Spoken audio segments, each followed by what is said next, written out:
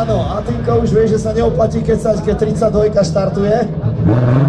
Takže skúsený to šprinter. Pozerám, založené asi nové kolieska, na tieto nie som zvyknutý.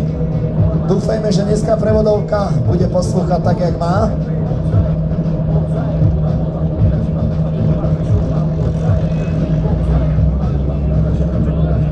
Takže chalanisko s nemeckými koňami, ktorý propaguje novinku v rámci čistenia vraj bez vody. Neviem, či to budú vodičné utierky, ale každopádne je to bez vody. Každopádne R32 založená v Golfíku, pripravená na štart.